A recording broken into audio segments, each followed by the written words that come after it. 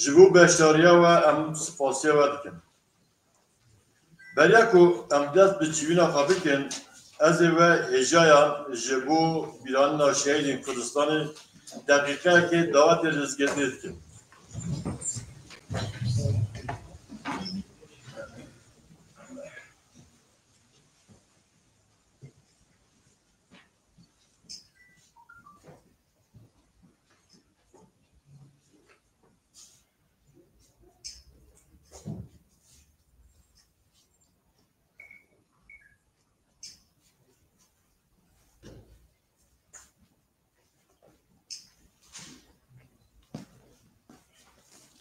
Gelek spas.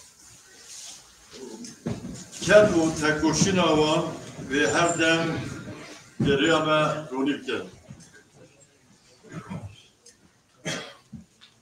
Rêzdaran, beriya em dest bi bername xwe bikin, ez dixwazim li ser navê dîwanê çend agadariyan bi we re parve bikim.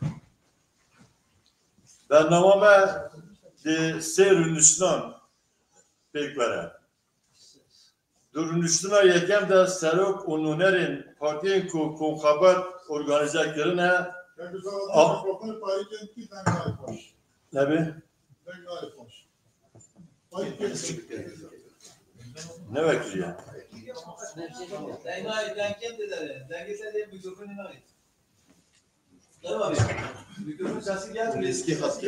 Yalçın Bey? Tamam ona.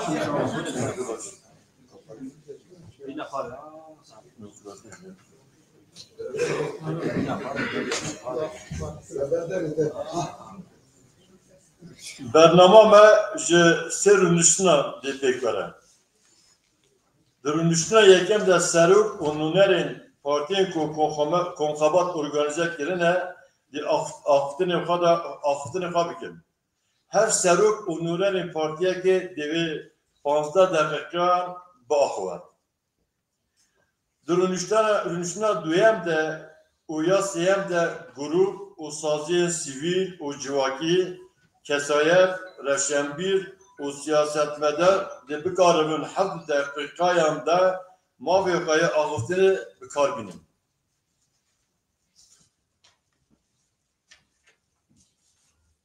Rûniştina sêyem de dê saziyên sivîl ve kesayet axiftinê xwe berdewam bikin, pirsebin dê pirs bêne bersêvdan, dawiyê da jî bo berhemdariya komxebatê serokê partiyên ew komxebata organize kirin, herekê dê 5 deqa mafê axiftinê dikare bistîne û baxwe. Hevalên çapemeniyê û rûniştina yekem de dikarin wêne video veşanên xwe bikin. Lê piştî rûniştina yekem de civîna komxebata me ji bo çapemeniyê dê bide girtin. Beşdervanên ezîz, dost evalên hêja.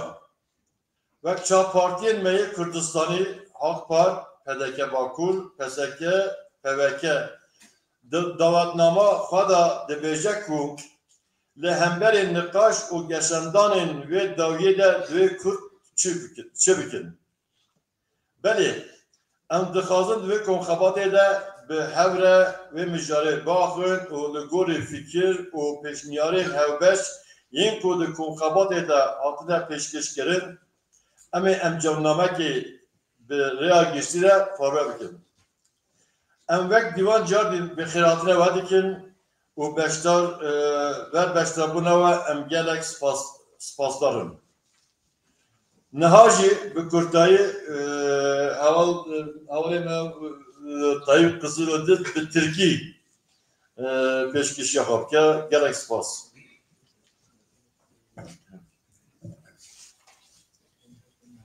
Saygıdeğer Genel Başkanlarım, çok değerli konuklar.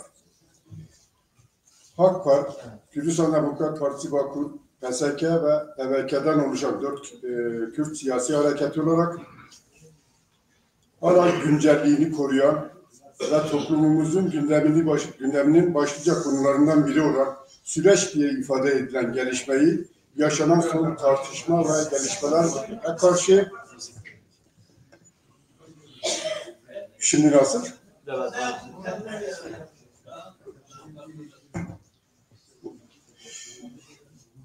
Yaşanan son tartışma ve gelişmelere karşı Kürtler ne yapmalı? Başlığı altında değerlendirmeler yapmak ve sizlerin de değerlendirmelerini almak amacıyla bugünkü çalıştayımızı organize etmiş bulunmaktayız. Çalıştayımıza katılımınız bizleri onurlandırdı. Hepinize hoş geldin diyoruz. Çalıştayımızın mazlum Kürt ulusunun hak arama mücadelesinin yararına sonuçlar doğurmasını temenni ediyoruz. Süreci ve son dönem gelişmeleri önemsemeli ve dikkate almalıyız. Süreci asla küçümsememeliyiz. Bu gelişmelerin Kürt ulusal özgürlük ve demokrasi mücadelesine önemli etkileri olacaktır. Bu etkilerin olumlu yönde olması, Kürt ulusal özgürlük mücadelesinin pozitif etkilerde bulunması için bizlerin üzerine önemli görevler düşmektedir. Bu anlamda bugün yaptığımız bu ve benzeri çalışmalar önem kazanmaktadır. İşte bu çalıştayımızı tam bu amaca hizmet etmek için düzenlenmiş bulunmaktayız. Kürt ulusal özgürlük mücadelesini geliştirmek ve yükseltmek istiyoruz. Hiç kuşkusuz sizlerin destek ve katkıları da bu mücadelemize ivme kazandıracaktır. Tekrardan çalıştayımıza katıldığınız için sizlere teşekkür ediyor. Hepinize saygılar sunuyoruz. Gündemimizde 4 oturumdan oluştuğunu Şabattin Acar arkadaşımız ifade etmişti. Türkçesini bir de ben ifade etmek istiyorum.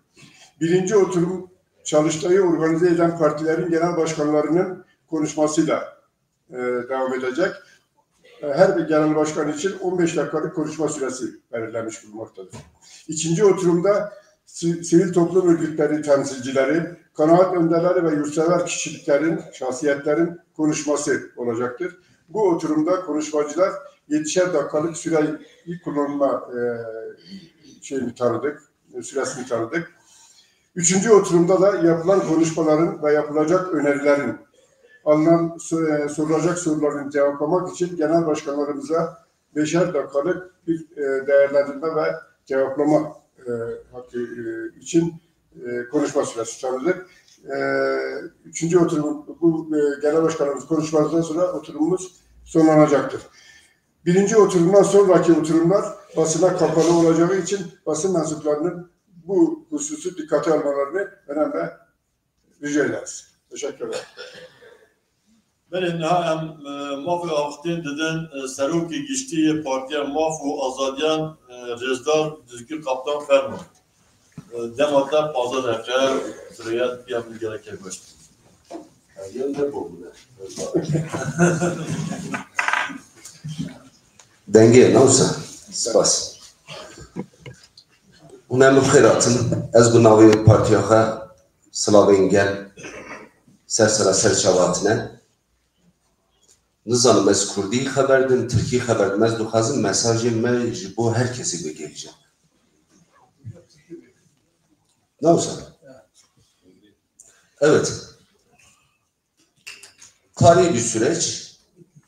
Yani Birinci Dünya Savaşı'nda kurulan statü yavaş yavaş parçalanıyor. Bu hem büyük emperyal devletler için, kendi çıkarları için olanaklar sağlıyor. Bir de bu 100 yıl içerisinde ezilenler için de tarihi fırsatlar doğuyor. Bunların başında da Kürt halkı geliyor. Yani Çalıştay'ın konusu da o. Kürtler ne yapmalı? Gerçekten önemli bir soru. Yani 50-60 milyona, kimilerine göre 70 milyona yakın bir halk kendi toprakları üzerinde halen baskı altında. Kendi kendini yönetemiyor. Dili asimile oluyor. Yani bu halk nasıl özgürleşecek? Çok önemli bir soru.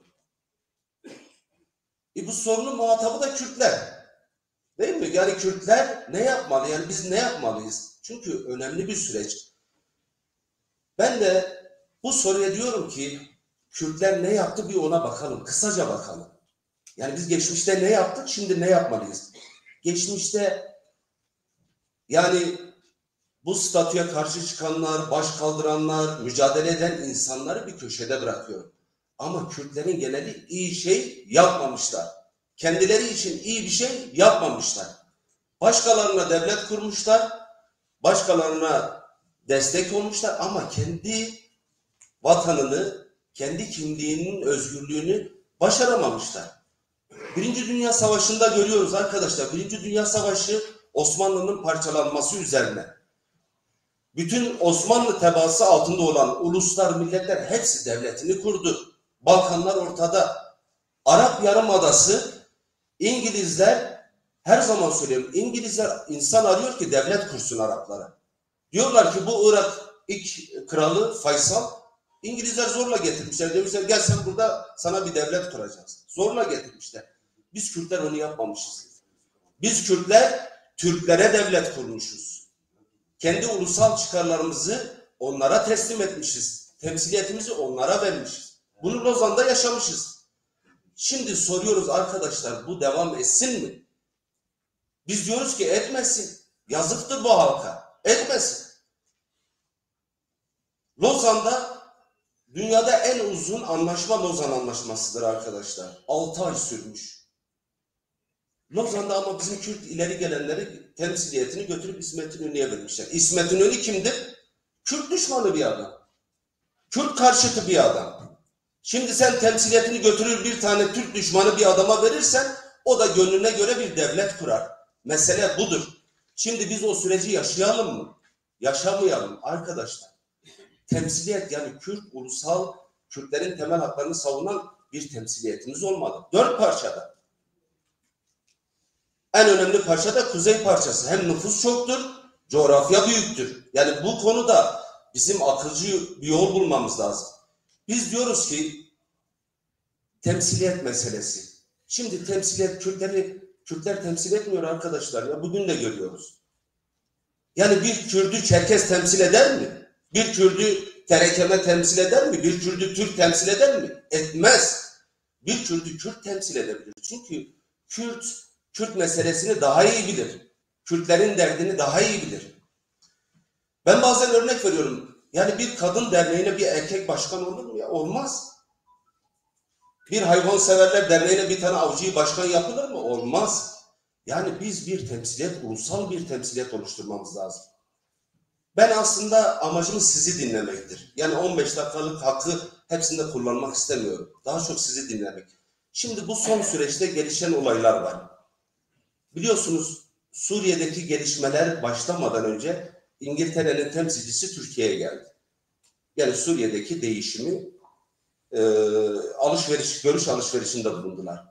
Bu süreç başlarken Devlet Bahçeli dedi ki eğer isterlerse PKK'nın lideri gelip Dem'in grubunda konuşabilir, silahları bırakabilir.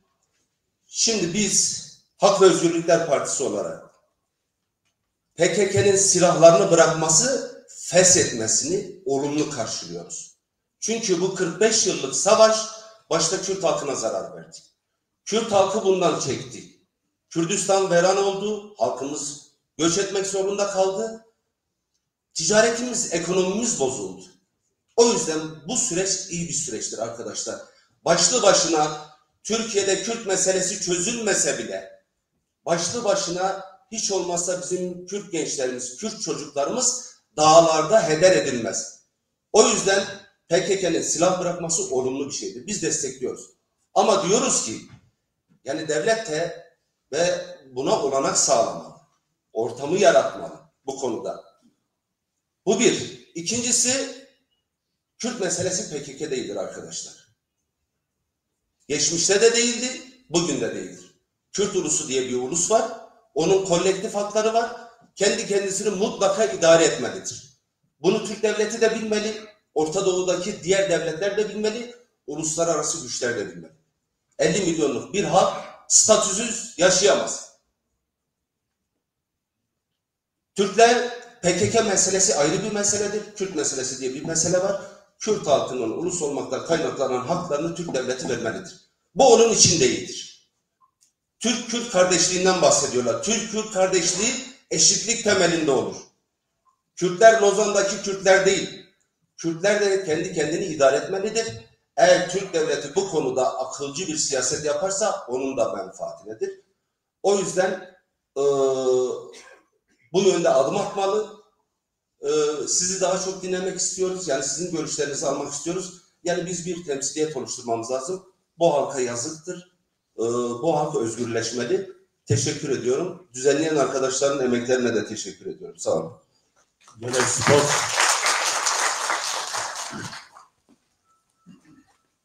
Haji Nuneri PDK Bakur Rızda Sertaç Bucak Fermo.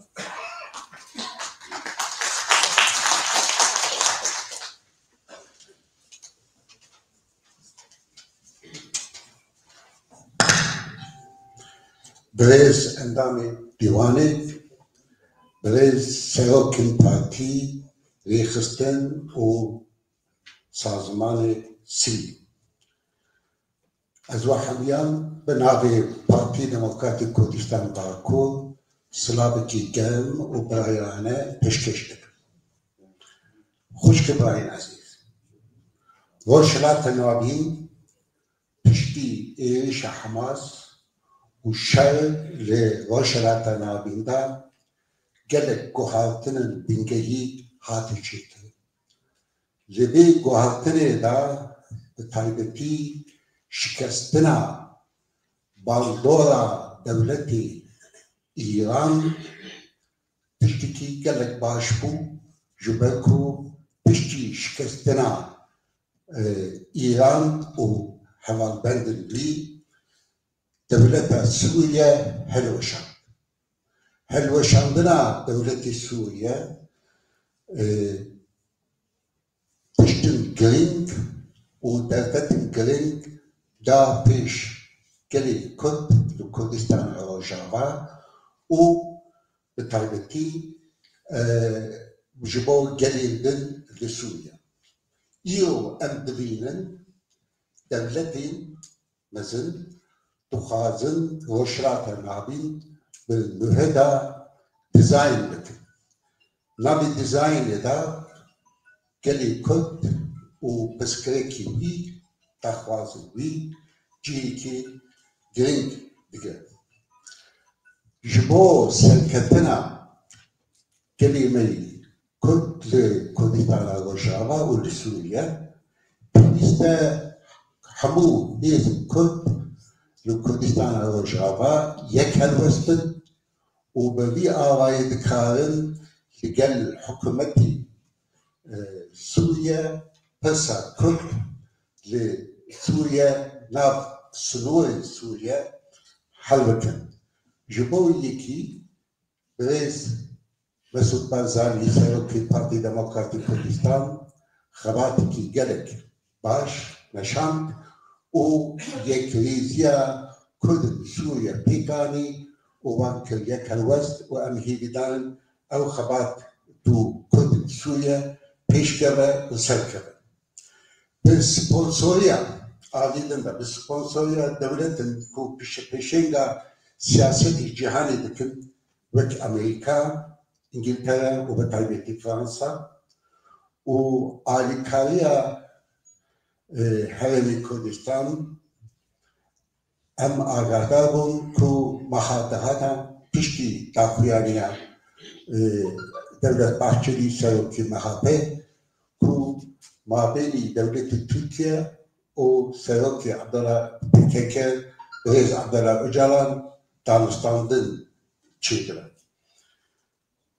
نها 27 Maha Duduz Şubat'ına Seroki Pekeke Dakhuyani Kida. Levi Dakhuyani da Öcala Banga Aligin و اندامی نخواهید که کو ناب خباتی خدا چک دایمی او پارتی کارکر کردستان پشتی بیایی که کنگره هلوش او بانگا سروکی پککی ام پشکیلی بی بانگی دک جبرکو توندی حتی نها جبو سرکتنا پرسا کرد لی Türkiye ve taybeti li Kurdistan'a Bakur ew pirsgirêk çareser nekin.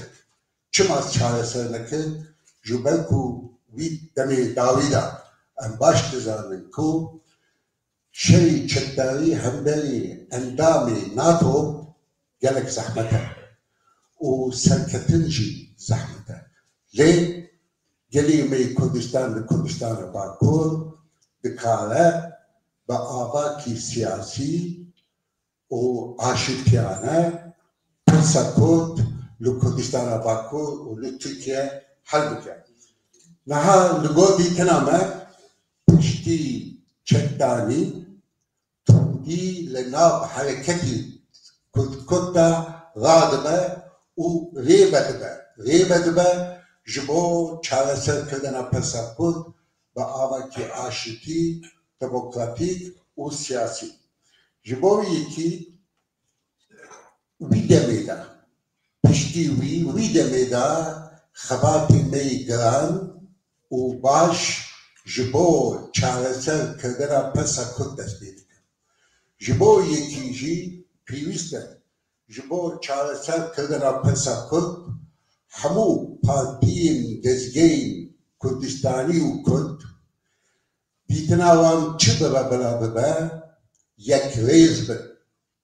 Ji bo yekrêziya xebata ji bo Kurd û Kurdistan li Kurdistana Bakur bikaribin xebatekî baş pêk bînin û yek helwest dikarin ew mesele pêşta bibin û bibin muhetebê devletî Türkiye Ankara û ew mesele hel bikin.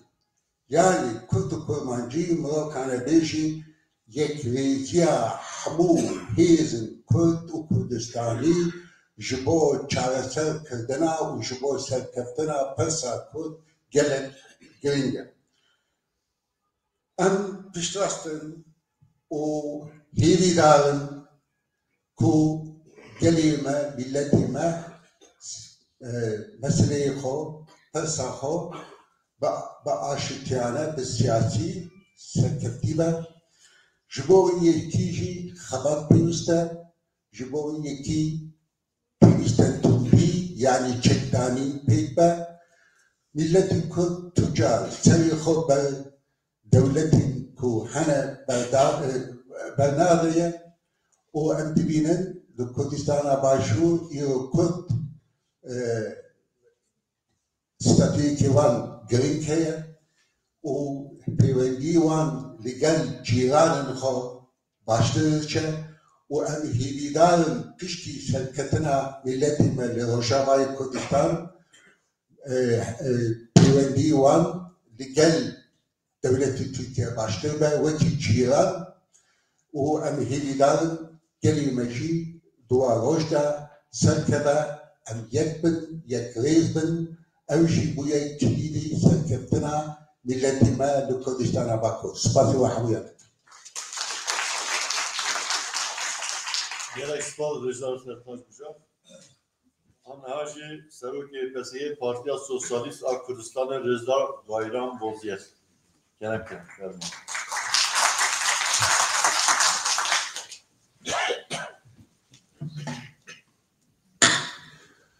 Havalên hêja beşdarên delal, nûnerên çapemeniyê, nûnerên dezgehên sivîl û partiyê me yê siyasî hûn tev xêr û xweşiya din serseran, serçavan dihatin. Ji bo beşdariya we ji we re û ji hevalê dîwanê re jî spasiyê xwe pêşkêş dikim. Değerli arkadaşlar, bu toplantıda mesajımın tam anlaşılması için konuşmama Türkçe olarak devam edeceğim. Türkiye'de geçen yıl Bahçeli'nin çağrısıyla başlayan bir tartışma var gündemde ve biz bu tartışmaların merkezinde Kürt meselesinin olduğunu biliyoruz. Doğrudan Kürt meselesinin adı geçmese ve ifade edilmese bile. Bunun iki nedeni var. Öncelikle bunu iyi kavramamız lazım. Ne oluyor, ne bitiyor ve Türkiye'yi bugüne getiren nedir? Birincisi elbette Türkiye'nin Kürt meselesinde içeride yaşadığı sıkışıklıktır. Çünkü Türkiye 23'ten bu yana bütün imkanlarıyla, bütün gücüyle Kürt halkının özgürlük mücadelesini bastırmak için her yolu denedi, her yöntemi uyguladı. Buna karşın Kürtler de 100 yıldır devletin bu baskı ve şiddet politikalarına karşı bugüne kadar kararlılıkla mücadele ettiler. Geçen yüzyılda Kürtler bu mücadele sayesinde özgürlüklerine kavuşamadılar. Ama Türkiye'de kendi amaçlarına ulaşamadı. Ve dolayısıyla geçen yüzyılda Kürt hareketine, Kürtlere karşı kullanılan şiddet, asimilasyon ve hukuk dışı bütün yöntemlerin aslında bir anlamının olmadığı ortaya çıktı. Şimdi bu nedenle Türkiye yeniden bu meseleyi konuşmak zorunda. İkincisi, Orta Doğu'da yaşanan gelişmeler. Değerli arkadaşlar, Orta Doğu'da yaşanan gelişmeler sıradan gelişmeler değil. 100 yıllık Kürt karşıtı düzen bu son gelişmelerle büyük darbe alıyor. Bu sistem, Kürt karşıtı sistem, önce 1991'de ABD'nin müdahalesiyle, sonra 2. Körfez Savaşı'yla biliyorsunuz büyük bir darbe aldı. Irak ayağı yıkıldı. Orada Kürtler federal bir statüye kavuştular. Bu 100 yıllık Kürtlerin özgürlük mücadelesinde tarihi büyük bir adımdı ve onun sonuçlarını bugün farklı düzeylerde yaşıyoruz. Şimdi ikinci bir kırılma yaşanıyor. Başka bir ifadeyle bu defa Kürdistan'ı sömürgeleştiren devletlerin Suriye ayağı kırılıyor ve Esad'ın yıkılmasıyla bu süreç başlamıştır. Bugün Kürtler Suriye'de büyük bir avantaja sahipler. Ve Orta Doğu'daki gelişmeler sadece Rojava değil, Suriye değil, eş zamanlı olarak 4 parçadaki Kürt hareketini etkiliyor. İran'ı da, Irak'ı da, Suriye'yi de ve Türkiye'yi de. Ama şu anda gündemde olan, ön planda olan doğal olarak Suriye ve Rojava Kürdistan'ı. Burada rejimin yıkılmasıyla henüz yeni bir süreç, yani yeni bir sistem kurulmuş değildir. Ama bunun zemini büyük ölçüde Kürtlerin lehinedir. İlk kez, değerli arkadaşlar, ilk kez uluslararası güçler bu düzeyde Kürt halkını destekliyor Suriye'de. Bu çok önemli bir gelişmedir. İkincisi, çok daha söz ediliyor Türkiye, Suriye'yi yeniden dizayn ediyor diye. Bu bir propagandadan öte bir şey değildir. Şu anda Şam'ı elinde tutan HSŞ çok zayıf, kırılgan ve emaneten oradadır. Yarın öbür günde olacağı belli değildir ki bu da Kürtlerin lehinedir. Üçüncüsü, sadece Kürtler değil, Dürziler, Suryaniler, Aleviler, Araplar, onlar da özgürlük istiyor. Onlar da ademi merkeziyetçi bir sistem istiyor. Dolayısıyla Kürtlerin dostları Suriye'de bir hayli fazla. Ve burada temel sorun Suriye'de Kürtlerin birliğidir. Burada son gelişmelerle görüyoruz ki son derece önemli gelişmeler oluyor. Bir kere ABD ve Fransa'nın çabasıyla, ikincisi Kürt kamuoyunun yoğun baskısıyla ve bütün bu gelişmeler sonucunda Sayın Barzani'nin devreye girmesiyle 15 Ocak'ta Mazlum Adli ile görüşmesiyle Kürtlerin birlik meselesinde önemli bir aşama aşıldı. Normalde Cuma günü bir kongrenin yapılması gerekiyordu. Sanırım önümüzdeki günlerde bu da aşılır. Ama şunu biliyoruz. Suriye Kürtleri, özellikle ENKS'de, PYD ve diğer partiler şu anda federasyonun merkezinde olduğu bir ulusal talepler malzemesine anlaşmış görünüyorlar. Şimdi mesele orada ortak bir heyetin oluşması ve bu talepler etrafında hem Şam'la hem Türkiye ile hem ilgili bütün devletlerle oturup görüşmesidir. Ve biz şuna inanıyoruz. Geçmişte Güney Kürdistan'da yaşanan sürecin bir benzeri şimdi Rojava'da yaşanıyor. Bütün sıkıntılara, bütün engellemelere, Türkiye'nin bütün itirazlarına rağmen orada Kürtler özgürlüğüne kavuşacak ve Türkiye eninde sonunda orayı tanımak zorunda kalacak kendi çıkarları için. Şunu söyleyeyim değerli arkadaşlar. Bu Suriye'deki gelişmeler, Orta Doğu'daki gelişmeler deyip geçmeyin. Şimdiden İran topun ağzında ve orada rejimin yıkılması uzak bir ihtimal değildir. Dolayısıyla Doğu Kürdistan'da halkımızın özgürlüğe ulaşması zaman meselesidir. Ve bu Kürtler için tarihi bir gelişmedir. Yine Irak'ta Bu gelişmelerin etkisiyle orada Haçlı Şabi tasfiye ediliyor ve bu Kürtlerin elini son derece güçlendiriyor. Dolayısıyla Suriye'de, Irak'ta ve İran'da eş zamanlı olarak bu süreç Kürtlerin lehine işliyor. Şimdi Türkiye'ye gelelim. Esas meselemiz şu. Değerli arkadaşlar, şuna kesinlikle inanıyoruz. Bir yandan Türkiye içeride sıkışıyor. Başka çare kalmadı. Bütün yöntemleri etkisiz kaldı. Onun işi bir arayış içinde. Diğer yandan işte Cumhurbaşkanı'nın Bahçeli'nin zaman zaman söyledikleri gibi güneyden bir tsunami geliyor. Hamas gidiyor, Hizbullah gidiyor, işte Esad gitti, yarın öbür gün İran'daki Mollalar rejimi gidebilir, Haçlı Şabi gidiyor ve sıra Türkiye'ye geliyor. Değişim dalgası Türkiye'nin sınırlarına dayanıyor. Suriye'de Kürtler özgürlüğün eşiğinde ve bunun Türkiye'ye yansımalarının farkında Türkiye. Onun için ne yapıp edip bu dalganın Türkiye sınırında tutmak istiyor. Bunun için Öcalan'a başvurdular. Bunun için Öcalan'la görüşüyorlar. Ama Öcalan'la görüştükleri anda ister istemez Kürt meselesi gündeme geliyor. Onlar hiç istemeseler bile. Öcalan Kürt meselesinden söz etmese bile. Şimdi burada iki noktanın altını çizelim. Öcalan'ın bir açıklaması oldu. 27 Şubat'ta 2 bölüm var. Birincisi orada silahların susturulmasından ifade ediyor. Değerli dostlar, aklın yolu birdir. Biz Kürdistan Sosyalist Partisi ve muhtemelen buradaki bütün camia, biz 30-40 yıldır zaten bu silahın gereksiz olduğunu söylüyoruz zaten. Nihayet Öcalan ve PKK diyelim ki 40 yıl sonra bu noktaya geldiyse iyidir. Bu silah devletin Kürtleri bastırmak, Irak'taki Kürt hareketini istikrarsızlaştırmak, Rojava yönünü kesmek, hatta kendi muhalefetini bastırmak için kullandığı bir argümandır. Bu argümanın devreden çıkması hem burada, hem güneyde, hem Rojava'da, 4 parçada Kürt hareketine olumlu etkisi olacaktır. Bu kendiliğine Kürt meselesinin çözümü anlamına gelmez. İkincisi, Öcalan'ın bir belirlemesi daha var. Yani tabii konumuz Öcalan'ın açıklaması değil ama işte biz şunu da istemiyoruz, bunu da istemiyoruz, otonomi de istemiyoruz. Biz işin o boyutunu reddediyoruz. Ve bunu Kürt halkının 100 yıllık mücadelesinde haksızlık olarak kabul ediyoruz. Ama biz oraya da çok bakmak durumda değiliz doğrusu. Yani oraya çok efor sarf etmek istemiyoruz. Bizim için Öcalan'ın silah bırakma çağrısı önemlidir. Biz o halkayı önemsiyoruz ve bu halkanın hayat bulması için çaba sarf ediyoruz. Diğer yandan, değerli arkadaşlar, şu ana kadar iktidarın, devletin bu Öcalan'la yapılan görüşmeler, İmralı ile yapılan görüşmeler ve bütün diğer açıklamaların hiçbirisinde Kürt meselesiyle ilgili somut hiçbir belirleme ifade yoktur. Biz bunu reddediyoruz. Bunu Türk yönetiminin kendisini aldatması olarak kabul ediyoruz. Bunu kendi iç kamuoyuna deyim bir yerindeyse böyle tatlı mesaj olarak kabul ediyoruz. Kürt ve Kürdistan meselesi bütün sıcaklığıyla, bütün yakıcılığıyla, bütün ağırlığıyla Türkiye'nin gündemindedir. Ve bu mesele çözülmeden, bunun adı konulmadan, Kürtlerin temel hakları anayasada güvence altına alınmadan Türkiye buradan şuraya gidemez. Bu yoğun, bu karmaşık, çok yönlü krizden de kurtulamaz. Onun için nettir. Bizim tavrımız nettir. Aslında Kürtlerin ne istediği de nettir. Şunu söyleyeyim, burada söylemesem eksik olur.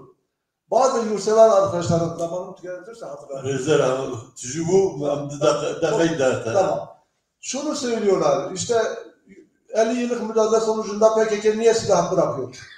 Bunun cevabı şudur. O zaman ölümler devam mı etsin? O zaman bu yıkım devam mı etsin? O nedenle zararın neresinden dönülürse kârdır. PKK'nın silah bırakması doğrudur. Bizim 4 parti olarak yapmak istediğimiz, en azından PSK olarak yapmak istediğimiz şey, 2 şeye cevap vermektir. Bir, bu Öcalan'ın açıklamalardan dolayı yaşanan hayal kırıklığını boşa çıkartmak ve halkın umudunu ayakta tutmak. İkincisi, silahların devreden çıkmasıyla oluşacak yeni iklimde Kürt halkının ulusal özgürlük taleplerini daha güçlü siyasal alana taşımaktır. Sizin desteğinizle bunu başaracağımıza inancımız tamdır. Teşekkür ederim. Gerek spor rezervaya. Valla Seroki Partiya valla Paris'e Kürdistan Rezdar Mustafa Özçelik.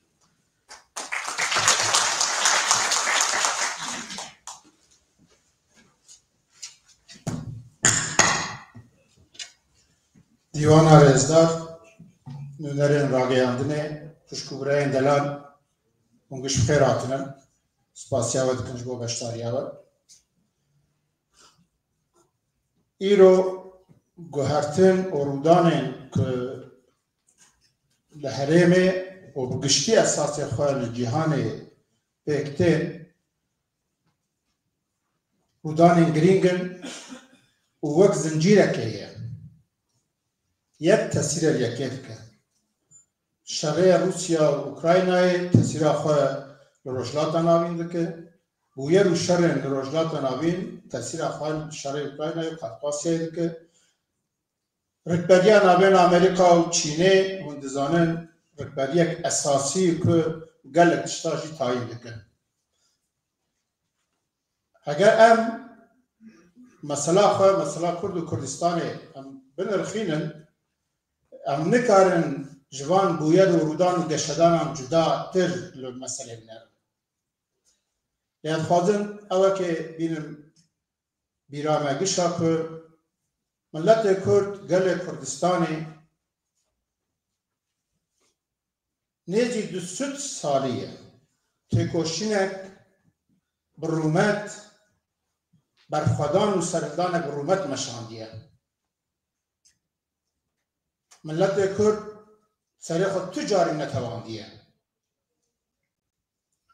برای خستنبونا میرکتین کردا به دهان قاد جی میرکتین عربا زیده تر بو جارا جبر نه گرتی بون و پرانی جی جبر که دولت مزن رین ندان او سر نکتن ممکن بو که ایرو 5-6 دولت کردا جی همیان لی پلان مزن ده امریکا دماعود بریتانیا و فرانسا و روسیا و پشکلیا ایرانه یعنی پرسا و عثمانیا کرن پاشا ترکا و ایرانه کرن ری ندانه دویم به راستیه ببینن لی به اتفاقیه ناو مالا کرد جی سببک اساسیه که کرد نکارن دست کردن دست بخنو بردوام کن ایرو قدر هر 4 پرچه کردستان هر دم زیادتر هم دوراتی گریدان و هگر ام پرسال باکر مناقشه دکن ام دبینم که دگیجه روجاوا دگیجه باشور دگیجه روجلات کردستانی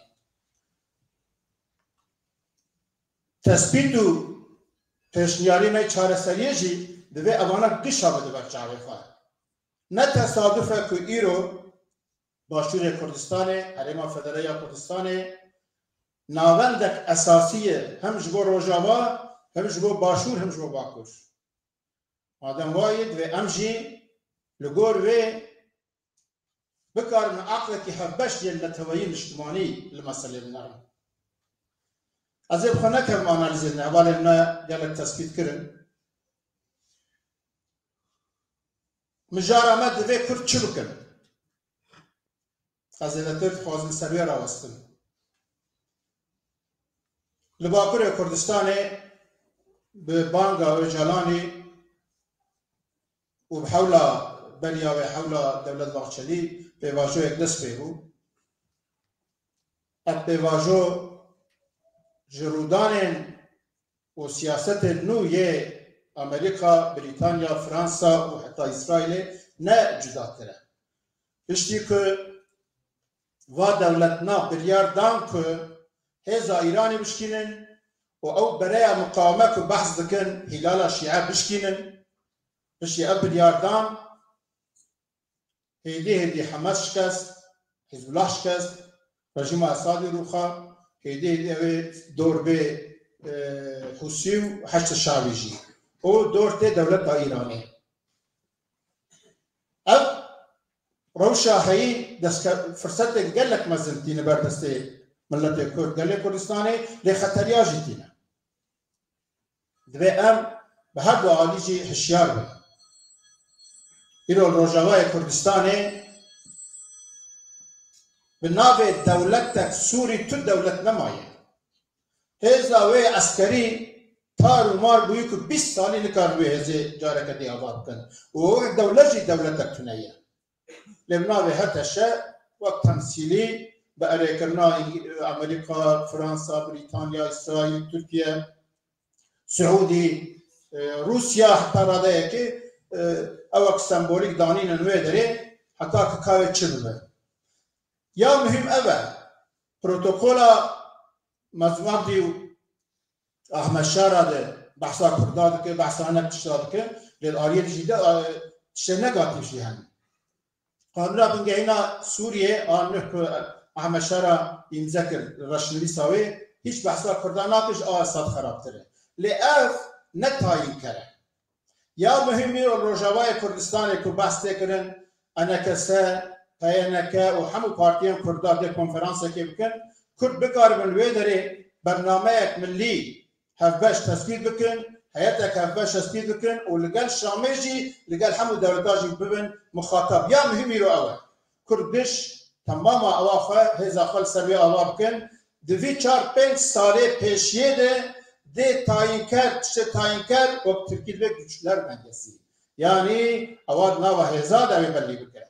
Türkiye'de çık peyman adı ki çık otune ki ev ne kırgınıydı. Siyaseta Amerika ve devlet elmezin heza kurda ve elbette Rusya Türkiye devlet edildi tayin kar. Ev tesira xwe li Bakurê Kurdistanê jî dike. Yani öcalan bi banga xwe de dibêje em ê çek dînin PKK fesih bikin. Bey tereddüt em piştgiriya vê bangê dikin. Lê gava ku bibêje hemû mafiyên Kurda yên dewletbûnê, federalî û otonomî heta kültüralîst gotinek ew ji parçêkirine yani mafê ziman û kültûrê jî revkirin ewa eslê xwe de tune hesibandina hemû keda milletê Kurd e. Bi te hezaran zarokên Kurda canê xweş destanin, bi te hezaran hefsînin, sürgunin, vî milletî bedelê mezin daye ne ji bo ku em mafê kültüralîst jî red bikin, ne ji bo wê ye. Ji ber wê jî îro li Bakurê Kurdistanê şansek zêdetir çêdibê heger bi rastî jî şer dawî lê bê PKK çekdînê ji bo xewata siyasî, sivîl demokratîk zemîn çê bibe wê gavê em aliyên Millî Demokrat Kurdistanî divê zêdetir dest bidin hev. Di bijara ku Kurd çi bikin de vî warî divê em tiştên hûrêk, tiştên detaya de xwe nefetisînin. Em wek Partiya Hükümetên Kurdistanî bi zelalî dibêjin. Ji derveyî Dem Partî û Hüdaparê. Hemû partî û aliyên Kurd û Kurdistanî Millî Demokrat divê dest bidin hev. Ev dikare ewlî wek platforma Millî Demokrat be lê pêwîstî bi partiyeke nû ku hemû vê potansiyelê hembêz bike û bibe alternatîf heye. Divê em bikaribin pir bi zelalî veya bixin rojeva milletê xwe. Heger em vê ihtiyaciyê vê pêwîstiyê em nava civata xwe li nehûnin gelek hevkarî ittifaqên me dê ser kaxezê dimîne û em ê nikaribin ji milletê xwe alternatîfê dînin. Ev ne pejbûna hilbijartina ye. Vî milletê xwe gelê xwe divê em ji bo ku li hember siyaseta dewleta Tirkiye, li hember siyaseta ku mafê Kurda jî red dike û li hember siyaseta ku bi milyonan Kurd piştgiriyê dide lê nehêlin Kurd xwedî temsîliyet bin. Em divê temsîliyeta milletê Kurd û gelê Kurdistanê bêava kirin. Ji bo wê jî pêşniyariyek me esasî jî ew e ku partiyek hevbeş Millî Demokrat ku bikarî beşdarî hilbijartina jî bibe ji me hemûyan ji partiyên siyasî, dezgehên sivîl, kesayet, eşîr, karsaz, codkar, hemû beşên civatê civan û jin bê em hevdir projeyeke nû bihûnin û ji milletê xwe alternatîfê dîn. Îro li Bakurê Kurdistanê biyana ihtiyaca her esasiye ve.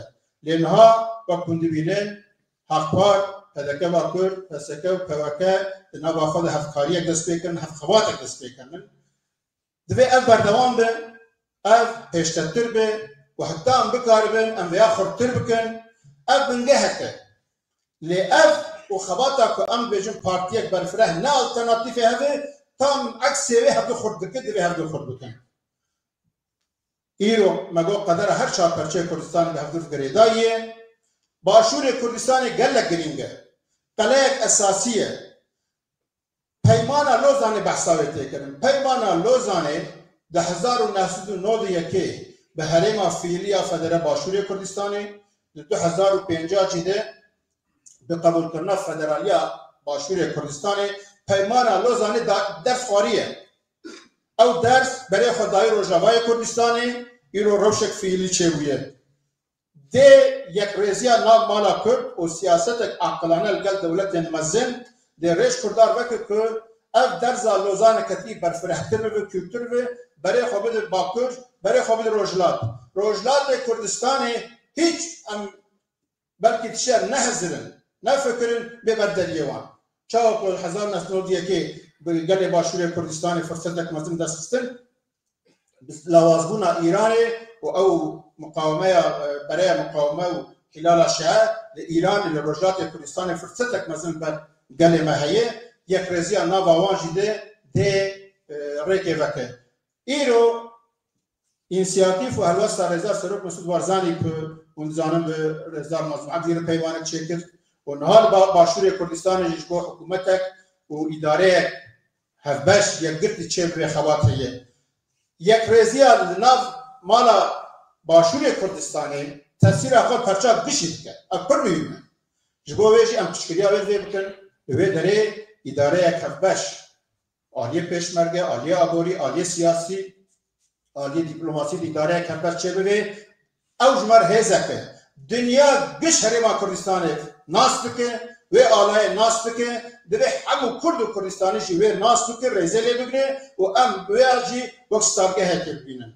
Eger vê hişmendiya Millî Demokrat em tev bigerin, ez bawer dikim em ê li Bakurê Kurdistanê hîn hêsantir bin. Me şiarek me heye wek peweke. Em dibêjin yê fikr û siyaset û bernema wan wek hev nêzî hev bin, heyfe lüksü ku cuda cuda bin, bila dev yek partiyê civîstînin.